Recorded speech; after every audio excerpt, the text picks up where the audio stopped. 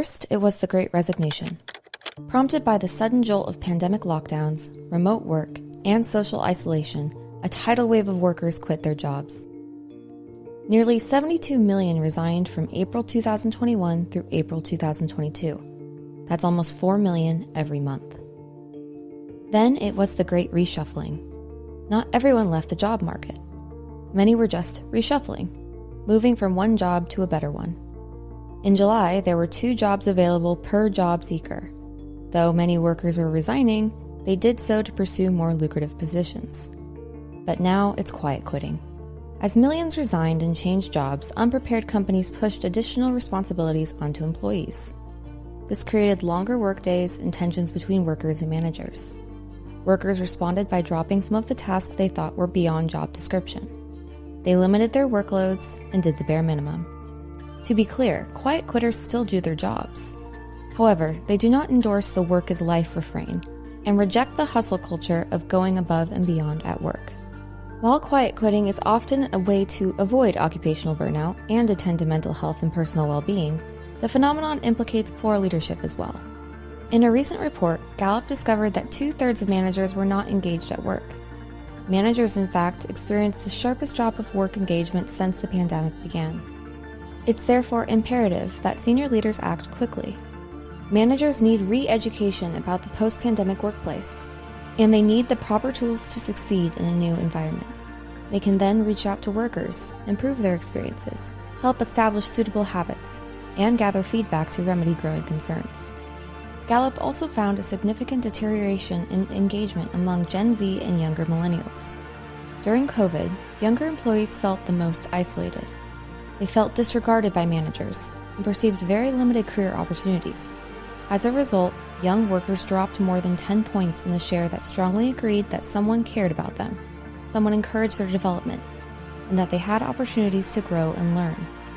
The drop was even more pronounced among fully remote and hybrid young workers. Younger workers, more than any other age group, bore the negative consequences of pandemic lockdowns. Older employees, after years of daily in-person work, had already socialized to company culture. They were comfortable in their positions, and they felt better equipped to navigate workplace disruptions. By contrast, younger employees were unable to draw on years of in-person workplace learning. Those hired just before or during the pandemic missed out entirely on important socialization opportunities. Instead, new hires sat at home, isolated, piecing together sporadic emails about job expectations and corporate culture. In short, the absence of lengthy in-person workplace experiences can help explain young workers' attraction to quiet quitting. But this is nothing new. A significant portion of the workplace has always felt overwhelmed, fed up, and stressed out. Many withdraw, clocking in and out while getting the bare minimum accomplished. They prioritize other aspects of their lives but do not resign. They just coast. Quiet quitting is nothing new. What is new is the widespread open discussion of the phenomenon, especially among younger generations. Perhaps this represents a broader shift in how young people approach their careers, rejecting long workdays and extra duties perceived as exceeding the job description. Given the dreadful economic and political realities faced by younger workers, a pandemic, deep political divisions, rising inflation, falling real wages, and unaffordable housing, sympathy may be the best response. Nevertheless, the buzz around quiet quitting feels much more like a brief pause, a short detour among a much longer career path. The extraordinary demand of labor will not continue, and as demand fades, the leverage employees now enjoy will eventually disappear. The hard-working, dedicated employees, the hustlers, will have the edge. Going above and beyond at work is how people get ahead, and that's never changed. It's therefore not a good idea to brag about quiet quitting or post about quitting exploits on social media.